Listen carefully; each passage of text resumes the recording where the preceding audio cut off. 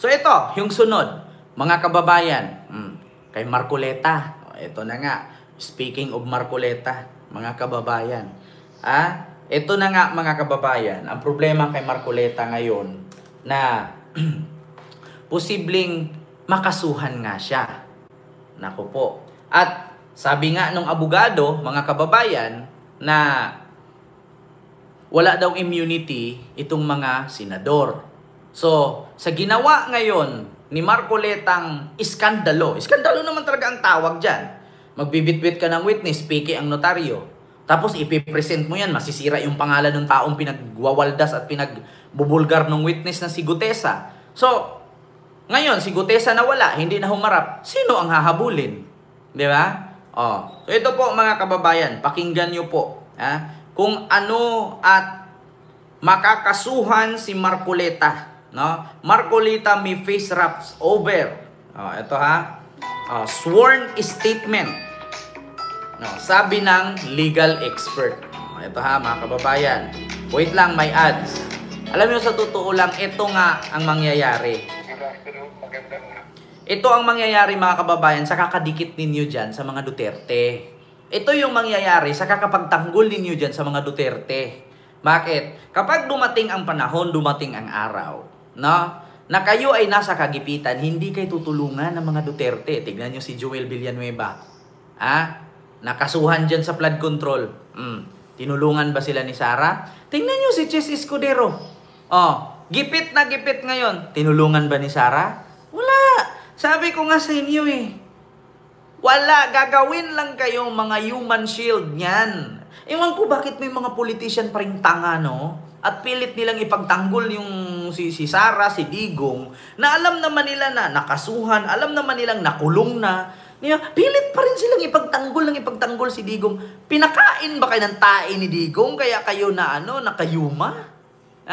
Parang kailangan batuhin natin ng tae ng manok itong mga senador, mga kababayan, nang magising sila sa katotohanan.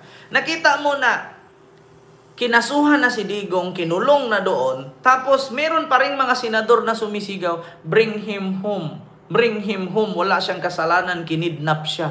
Naging senador ka pa kung bubo ka naman. Diba? Bakit ka naging senador kung hindi mo naintindihan yung kaso sa International Criminal Court? Diba? Nakita mo na nga binasahan ng warrant. Tapos yung isang senador sasabihin, kinidnap si tatay, walang chinilas, nakapa, kawawa siya, nakapa. Putang ina, diba? Yan ang mahirap yung maging senador ka pero wala kang alam. Yung isa naman, alam ko ang koneksyon ng Interpol. Bullshit! Kita nyo yan. Nakapa! Malas si chinelas. Nakapa! Ngayon, tol, kahit sunugin ninyo ako, tol, amoy Duterte ako, tol. Kahit silaban ninyo ako, tol. Kita ninyo, ang bububo. Ay, nako. Meron pang isa ang sabi, kung magkakataon man at kung makasuhan man, malamang sa malamang ay walang takasan, ay talagang makukulong tad sa kaso. Talagang namang makukulong talaga. Aimee. Kita ninyo yan. Continue. Marcoleta tayo. Ayun. Asinito Likia. Maraming salamat po sa yung super sticker. Thank you so much. Ito po. Magandang hapon po sa lahat. Kapareho na attorney nang nasabi ni OIC NBI Director Magno, maaring makasuhan yung pagpeke doon sa notaryo. Ano po ba yung yung pwedeng kaharapin ng mga gumagawa nito? Well, yung Gutesa, kasi under oath, sinabi niya na yan daw ay pinanasabihan niya. Nagsisinungaling siya kasi nga peke naman pala yung firma. So he can be liable for perjury. Pwede rin ho yan yung criminal case for introducing yung fraudulent evidence. So iba rin ho din yung paggamit ng peke o fraudulent na public document kasi yung notaryado public document dapat yan. So, yun ang kanyang pananagutan. Senator Marcoleta naman, maaari siyang pananagutin din to be held accountable kasi siya ko yung nag-sponsor sa witness na yan. Ayan na. Ito na nga, mga kababayan. Narinig ninyo ha? Yung sinabi nila na peke daw ang ginamit na papel o notaryo ni Orly Gutesa, maaari siyang makasuhan dyan ng perjury, yung pamimike, yung pagsisinungaling. Perjury yun. Ngayon si Marcoleta, makakasuhan ba at madadawit ba siya? Yes, maaari din. Bakit? Kasi siya ang may dala niyan. Siya ang may bitbit niyan. At eto pa nga ang pinaka, the best dyan. Kasi bago pala ito, mga kababayan, pumunta dun sa lamesa at magbasa ng script si Gutesa, pumunta pa pala ito sa opisina ni Marcoleta. Pumunta sa opisina ni Marcoleta na napakadami namang senador doon na pwede mong lapitan. Bakit si Marcoleta pa? At nakita daw sa CCTV according kay Senator Ping Lacson. Nako po. Continue ha, mga kababayan. Siya ko yung nag-sponsor sa witness na yan. At kung marinig natin yung mga sinasabi noon, sinasabi niya, ito, pinirmahan mo sa harapan. Oo naman ng oo. To the extent na alam niya, kung alam niya na nagsisinungaling pala yung witness niya, peke pala yung firma ng notary public, maaari ding managot si Senator Marcoleta bilang isang public official at bilang isang abogado din. Kasi abogado itong si Senator Marcoleta. So, paano po yung nalig sa fraud na nangyari? Sa papaano po siya mapapanagot? Ethics complaint po ba o pwede siyang kasuhan? Pwede ko siyang kasuhan. Hindi naman immune from suit ang mga senador. Pangalawa, bilang isang abogado, kung alam niya na merong depekto yung pagkanotaryo, hindi dapat niya yun pinesenta. So, diba? Yun ang klaro, mga kababayan. Klarong-klaro po ang sinabi nitong isang legal expert ni isang abogado.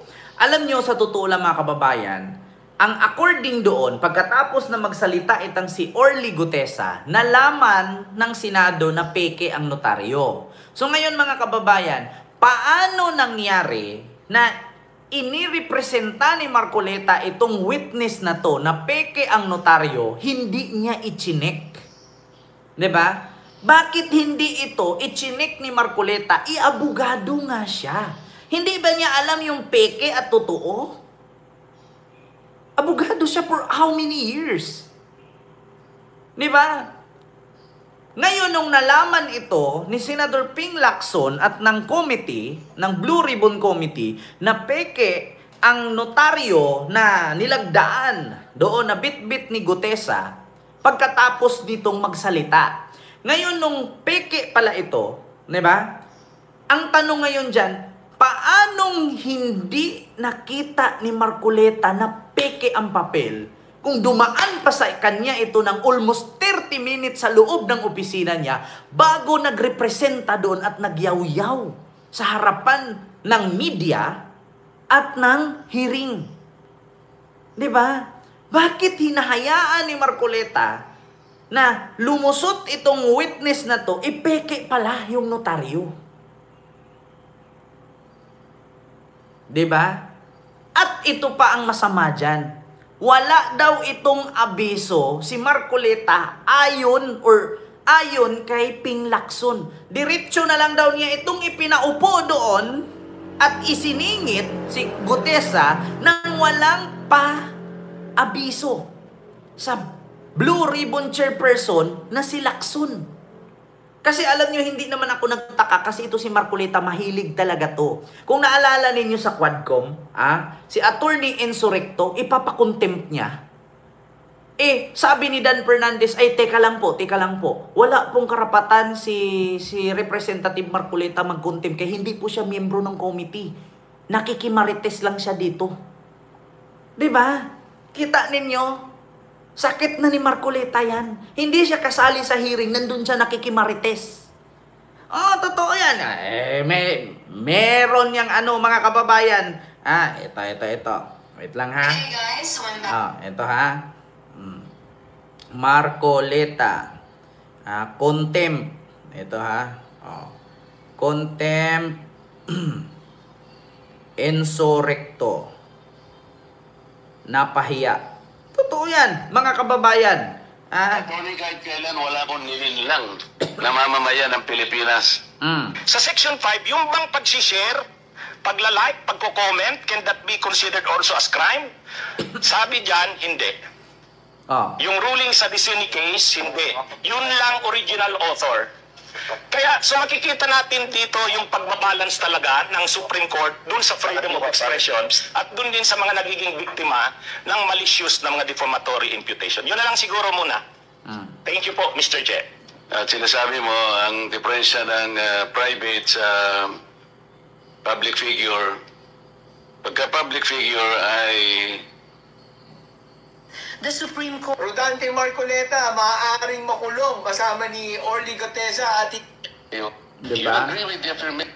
Kasi sa totoo lang mga kababayan, yun po yung time na yan ha, na nag-usap sila na ikukontempt niya si Enzo Recto. Ang problema lang, sabi ni Dan Fernandez, ay, teka lang po, no?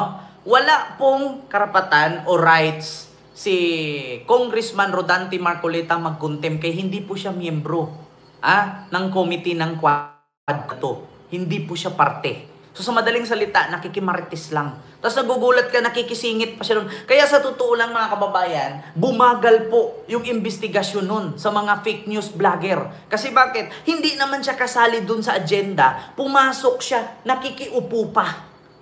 Tapos isiningit pa niya yung kanyang sarili o personal niya na galit kay Enzo Recto. Diba? Kay attorney Enzo Recto. Tapos iko-contempt mo, wala ka naman palang power mag-contempt. Di naman siya invited. Yan ang masakit kay Marcoleta. Katulad nito, sabi nga ng abogado dito sa DZMM na in-interview, no, na paano nangyari na pagkatapos ng salaysay ni Orly Goteza ay peke pala yung notaryo, bakit pinayagan or hinayaan ni Marcoleta na magyaw-yaw si Orly Goteza na peke naman pala ang notaryo? For what is the purpose? Para ba masira ang pangalan ni Romualdez? Para ba saan? Para ba mabulgar doon at marinig ng taong bayan na tama si Sara Duterte, na si Romualdez ang mastermind at si Saldico? Diba? Kasi sa totoo lang mga kababayan, konektado yan eh. Kung ano yung sinabi ni Sara noon, alam ninyo, dalawang tao lang ang may hawak ng budget sa Pilipinas. Si Martin Romualdez at si Saldico. So ngayon, nagbitbit ng peking witness, peking notaryo, nagbigkas ng Saldico, nagbigkas ng Romualdez, tapos ending, peke pala. Para saan? Para masira. Mahirap yung ganun eh. Ito naman mga bubong DDS na supporter nila, pati yung mga supporter ni Marcolitang tanga, naniniwala naman na mastermind si Romualdez. Paano naging mastermind? Peke nga yung affidavit. Peke nga yung notaryo. Diba? Diyos mio Marimar. So continue. Pinesenta. So it really depends kung to what extent ang kanyang kaalaman.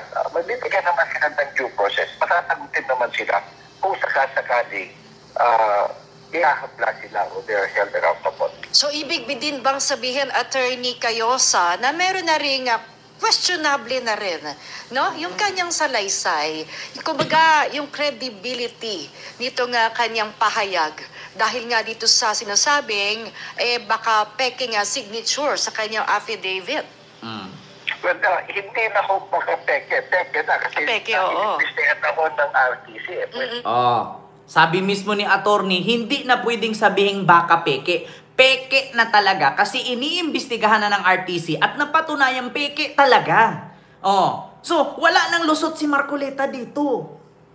Kasi ang unang tanong dyan, nung iniimbestigahan ito ng RTC, peke ang notaryo, bakit pinayagan ni Marcoleta na magtuloy-tuloy magdaldal itong si Goteza? Peke nga.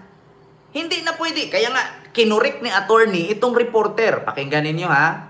Ito. Peking signature sa kanyang affidavit. Well, hindi na ho pagka-peke. Peke na kasi inimbestigahan ako ng RTC. Pwede na ho mo yan. As it is within his power and jurisdiction. So yung written statement niya, talagang demolished yun. Diba? It's even a crime. It's even beyond credibility. Talagang krimen yung ginawa niya. Ngayon, meron din ho kasi siya, nung maalala nyo, nung magsimula siyang magsalita sa Senado, nanumpa siya separately. So yung salaysay niya dun sa Senado, yung kanyang oral testimony, under oath din yun. That's another damage. Piece of evidence. Oh. Of course, it will... Diba? Kasi bago siya pumunta doon sa Senado, bago siya pinasalita, nag-take oath siya. So, ibig sabihin, once na mag-take oath ka, lahat ng sasabihin mo ay pawang katotohanan lamang. Walang kasinungalingan. So, ngayon, kung ang mga sinasabi mo ay totoo, ito, sasabihin given, ang mga kababayan, sa madaling salita, para hindi tayo magkakagulo, ganito yan. Halimbawa, totoo lahat ng sinasabi niya. Halimbawa, lahat yun ng mga sinasabi niya laban kay Romualdez at Saldico ay totoo. Diba? Ito mga kababayan, klaro. Totoo ang mga salaysay niya. Naghatid talaga siya. Mga mali-malitang pera. Totoo yan. Dito niya hinatid, malapit sa Malacanang, hinatid niya dun sa Forbes. Totoo lahat yon. Ang problema mga kababayan, paano ba magiging totoo yon kung walang seal? Diba? Ganito mga kababayan, sa madaling salita. Bibili ka ng bahay. Bibili ka ng bahay, tapos ang bibilhan mo, ibibigay sa'yo ang land title. Land title, hawak mo. Paano magiging sa'yo yan kung walang notaryo? Diba? Napakasimple, napakabilis intindihin. Bibili ka ng lupa. Binigay sa'yo ng may-ari ng lupa yung land title. Paano ka nakakasigurong sa'yo yun kahit nasa'yo ang land title? Makakasiguro kang sa'yo yun kung ipanotaryo mo na may pirma ng may-ari at may witness at may abogado na nakanotaryo na sa'yo. May petsa, may araw, may buwan. Ngayon, kung ang paninindigan mo ay hawak mo yung land title niya, pero walang notaryo, may possibility na pwedeng bawiin ng may-ari yun, wala kang kalaban-laban. Diba? Ganon din doon sa salaysay ni Gutesa. Kahit sabihin natin totoo yun, lahat ng sinasabi niya, paano mo patunayang totoo kung wala namang notaryo? Kasi bago ka magyaw-yaw dyan, bago ka mag-witness dyan, ipapanotaryo mo pa yan. Diba? Try nyo bumili ng gamit, ari-arian, motor, sasakyan, bahay. Ibibigay sa'yo ng may-ari ng sasakyan motor ang ORCR. Sa'yo na yun, bayad mo na sa inyong dalawa, okay yun, legal yun. Pero pagdating sa batas, illegal yun. Bakit? Yung deed of absolute sale, kung wala yung notaryo, hindi yun magiging totoo. May possibility na pwede pa yung bawiin nung nagtinda sa'yo. Marami kasing napeke niyan. Halimbawa, ako anak. Ibenta ko yung kalupaan ng tatay ko na hindi pa nakatransfer sa akin. Nakapangalan pa sa tatay ko. Ngayon, syempre si buyer, tanga din na bumili, ibinigay sa akin yung pera. Ibinigay ko rin yung land title. Ang problema lang dyan, ang land title, pwede kang kumuha niyan sa city register kahit nandun sa kanya yung isa. So, pagbawiin yun ng tatay ko, yung nakabili, walang magagawa. Kasi bakit? Hindi nakanotarize. Diba? Ang tanong ngayon, abogado ba talaga? Deed of sale talaga ang kailangan kahit nasa'yo yung land title. Kung walang deed of sale, walang notaryo, walang maging sayo. Maaaring bawiin pa rin yun ng owner. Magmukha ka lang tanga dun. Kahit maglumpasay ka dyan, magtatalon-talon ka, hindi siya magiging sayo kasi hindi nga notaryado. Hindi nakanotary. Diba? Ganun yun. Kahit magtatalon-talon si Gutesa dyan, kahit duruin niya dyan si Romualdez sa harapan sa Senado ngayong November 14, sa hearing, walang saysay yung pagduduro-duro niya. Kahit pa magtutuwad-tuwad dyan, hubarin niya yung short niya, ipakita yung burat niya dyan. Kahit pa hubarin niya yung short niya, ipakita yung butas niyang puwet niya dyan sa harap ng media. Kung hindi notaryado, ang kanyang salaysay, At peke ang notary, walang kwenta yun. Siya pa ang makakasuhan. Babalik pa sa kanya. Diba? Yung mga sinabi niya, babalik sa kanya yun. Oo. Diba? Katulad niyan, sa ginawa ni Senator Antonio Trillanes, kinasuhan si Bongo ng plunder. Alam niyo ba na pag nagkaso ka ng plunder ay hindi basta-basta yan? Bakit? Kasi kung ang i-file mong plunder doon ay hindi accurate ang evidence, hindi nag-match doon sa i-file mo, hindi mo ba alam na pwedeng ibalik sa'yo yan? Yun. Yun ang katotohanan. Ganon si Gutesa. Alam niyo yung mga sinasabi niya doon, na naghahatid siya ng libu-libong, daan-daang maleta, milyon-milyon na laman? Pwedeng babalik sa kanya yun. Alam niyo ba kasira, paninirang puri yun. Yung ginawa niya.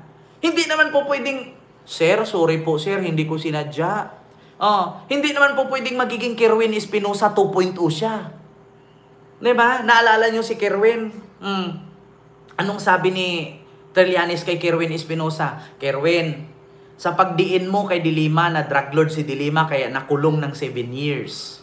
Baka pag hindi mo naisip na yung termino ni Duterte, 6 na taon lang yan. Baka pagbaba ni Digong, mag-iba yung statement mo at babawiin mo lahat ng sinabi mo kay Dilima. Nung bumaba si Digong, anong ginawa ni Kerwin? Kerwin Espinosa, binawi lahat. Pasensya po, Ma'am Laila Dilima. Napilitan lang po ako. Napilitan lang po ako kasi tinakot po ako ni Bato de la Rosa. Kapag hindi po kita idiin, papatayin niya po pamilya ko. Pinatay na nga nila tatay ko eh. Di ba? Nag-iba ang statement. Binawi niya. Di ba? At ang sabi naman ni Dilima, napatawad na kita, Kerwin. Biktima ka lang din. Di ba? Yun yung totoo. Di ba? Yun. Ngayon, mga kababayan, paano yan? Kuda ng kuda dyan si Gutesa. At sabi pa nga ni Boying Rimulya, hindi ko nga din maintindihan eh. Bakit? Kasi kung talagang siya, totoo yung mga sinasabi niya doon, at kung siya talaga ang gumawa noong affidavit niya, bakit nung tinanong siya kung gusto ba niya ng witness protection program, ayaw niya kasi kaya daw niya. Pero doon sa huli ng affidavit niya, gusto niya ng witness protection program. So, siya ba talaga ang may gawa ng affidavit niya? Kasi parang hindi niya alam, may paragraph 20 pa nga, nakalimutan. Di ba? Ginawa na kayong tanga ni Marcoleta dyan eh. Ginawa kayong tanga ni Marcoleta, totoo yan. Kaya nga si Marcoleta, sinabihan niya yung reporter, tanga. Kasi mahilig siya mga nanga. Mahilig siyang mga nanga. Gumawa ng katangahan. Biruin mo, abogado ka, dumaan pa sa opisina for almost 30 minutes sa loob. Baka nga, binibriefing mo pa, binibrinwash mo pa yung tao kung anong sasabihin. Tapos hindi mo na-check yung hinahawak ng affidavit, ang notaryo peke. Tapos hinahayaan mo na mag-represent siya doon. Hinahayaan mong mag-facilitate siya sa mga sinasabi niya. 'Di ba? Tapos ending nung nasilip ng Senate, peke pala. 'Di ba? Kita nyo yan?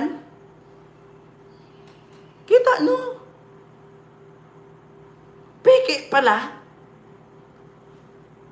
Yan ang katotohanan. Bakit mo pinayagan mag-represent yung tao? Peke pala yung notaryo. Hindi mo ba alam kung ano yung peke original? Sa madaling salita mga kababayan, ganito yan.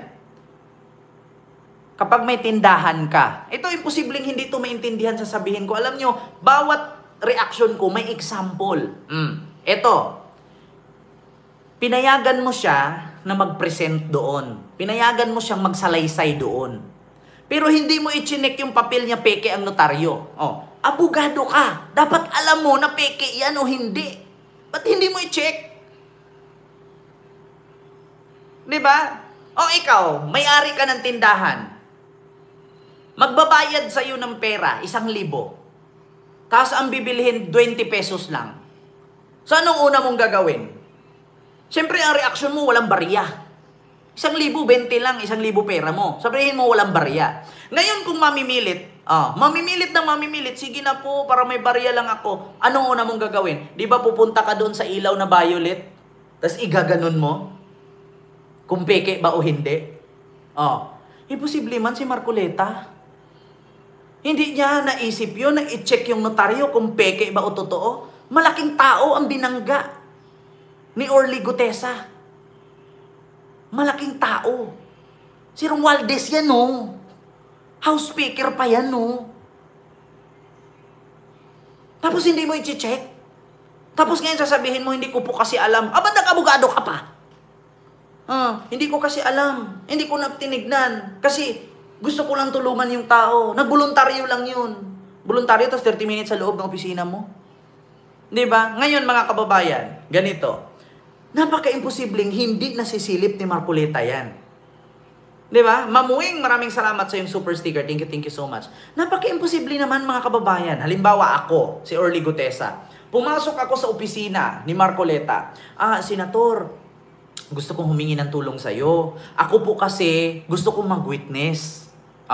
Gusto ko pong mag-witness laban kay Saldico at kay Romualdez.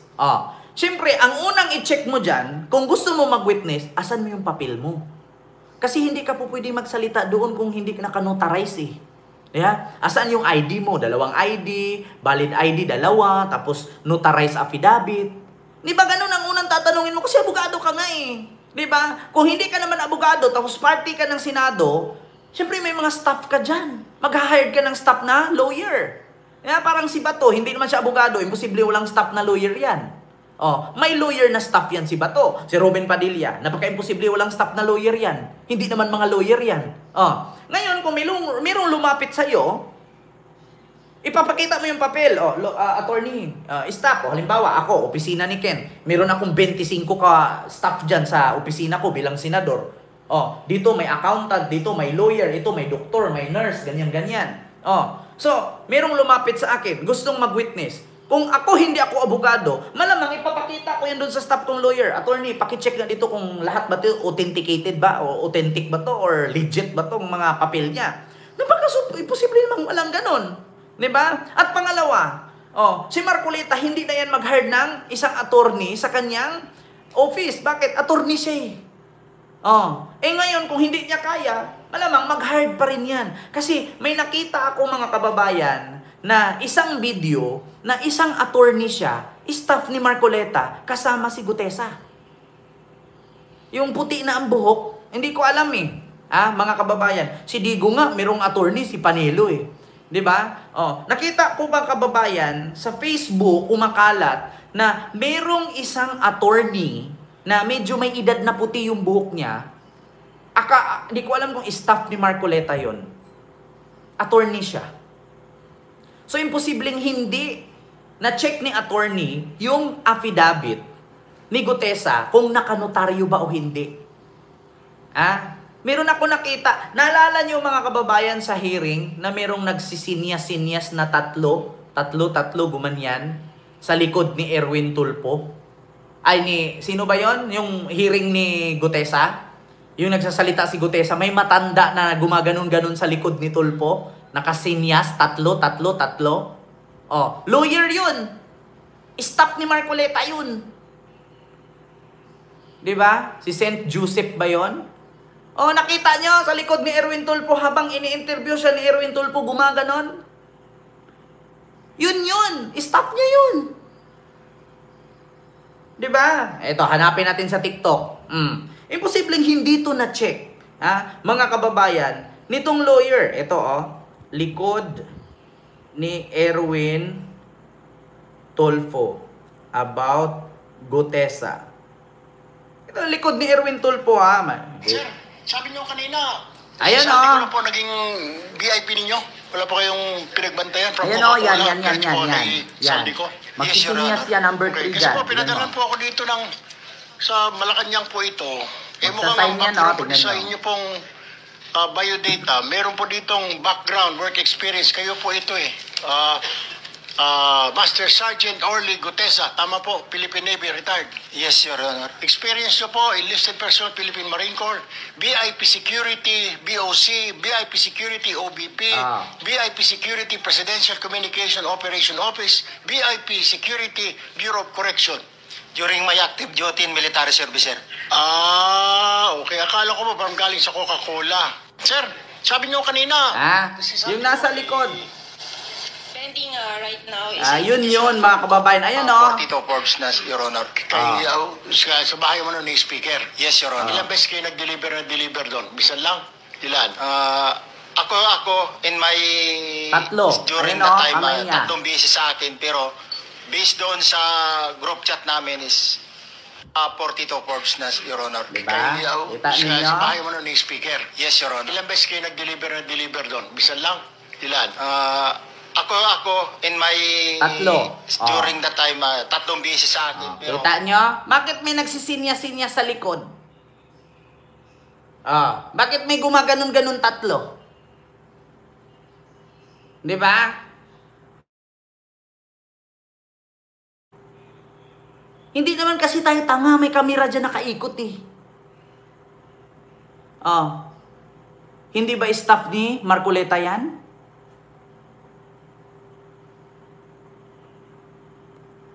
Tinanong ni Erwin Tulfo, ilang beses ka nag-deliver? Gumanon yung kamay ng matanda, 3. Kita nyo? Ang tanong, sino yan? Di ba? Ito. Yan siya po. Huwag niyong pag-isipan ng masama. Director General siya ng Blue Ribbon. Sino ba yung taga-turo? Director General daw. Si Attorney Rody Kembo. Diba? Ito sa comment section.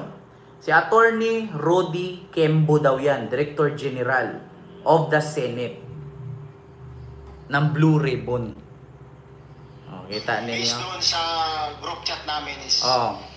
So, kung Director General siya, bakit may ganun? Sa bahay mo nun ni Nagsisinya Speaker. siya. Yes, Your Honor. Ilang beses kayo nag-deliver doon? Bisan lang? Ilan?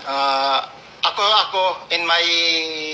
During that time, tatlong beses sa akin, pero based doon sa group chat namin is... Kita ninyo? Bakit may pakutsing-kutsing? Director General daw ng Blue Ribbon. Si Attorney Kimbo daw nakalagay. Dito sa comment So bakit gumaganon kamay niya? Ano yun? Naghihilot-hilot lang ganyan? At take note, hindi lang isang beses gumanon siya. Meron pang iba. Ano yun? Habang naghihilot siya, tumugma doon sa sagot ni Gutesa. Habang gumaganon siya, tumugma doon sa sagot ni Gutesa. Aba, kababalaghan yan. Yung time na to mga kababayan, si Marcoleta ang Blue Ribbon Committee Chairperson pa dito. Diba? So yun lang yun mga kababayan, yung ating reaction. Hindi nyo kasi matatakasan ang kamera. Kasi marami pong kamera ang nakaikot niyan. Diba? So, kung may coaching-coaching, makukoaching-coaching ka rin. So, yun lang. Sabi nila magaling si Marcoleta dahil doon lahi.